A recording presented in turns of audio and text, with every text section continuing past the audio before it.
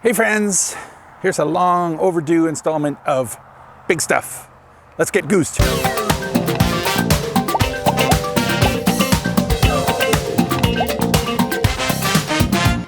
Hey friends, so since I was already at the Wawa RV Resort and Campground doing my thing there, I thought I'd come up into Wawa and show you guys the big massive Canadian goose that's been here since the 60s.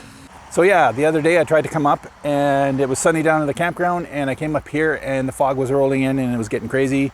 So I packed it up. The bugs were really bad, and apparently things haven't changed because yeah, it just stopped raining and I'm talking to you here up at the Goose, and there's like black flies everywhere. And of course my bug spray's in the truck because I didn't think it would be this bad.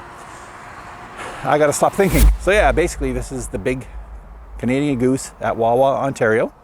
And back in the 60s, they were starting to plan and build for the Trans-Canada Highway.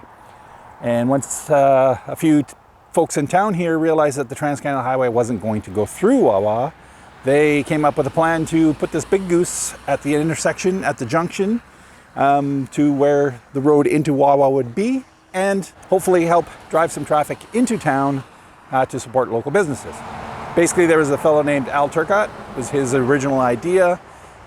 He got a couple other Chamber of Commerce members on board, and they basically decided to see what it took to get a goose made and put up here. So fast forward a little bit to 1960. They commissioned a guy, Franz Koci, K-O-C-I, out of Alberta, to build the first goose. He built up a goose that was similar to these ones, but not quite. And his goose was made out of wire mesh and plaster. If you've ever been to Ontario in the winter, yeah, his goose didn't hold up very well.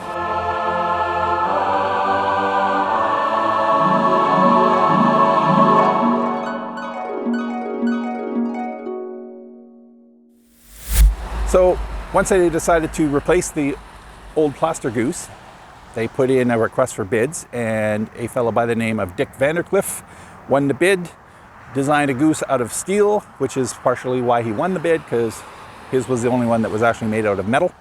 And basically the rest is history. He built the original version of this goose. It was up, I think, around 1963, and he guaranteed it for 50 years. Well, come along 2017, 50 years are up, and his goose was starting to age and fall apart. So at that point, they talked to a company called Research Casting International. They came in and did a 3D scan of the goose that needed to be replaced and rebuilt it to the same specs as the Dick Vandercliff goose. So the goose technically, aesthetically, has not changed for over 50 years. I guess the colors are a little bit more realistic. They shellacked them different, or it's just a slightly different color. So a little fun fact, the Canadian goose is actually not a symbol of Canada. The beaver and the maple leaf are, but the goose is not. So the specs of this goose is he's 28 feet tall, and his wingspan is about 20 feet, and he sits on this rock, which is probably about 6 feet high. So there's been a goose here since 1962, driving traffic into Wawa, and that, my friends, is your big stuff for today. I'm going to get out of the bugs and bid you all adieu. So thanks for checking in, and we'll see you next time. If you like this video, give it a thumbs up, and we'll talk to you all soon. Okay, bye.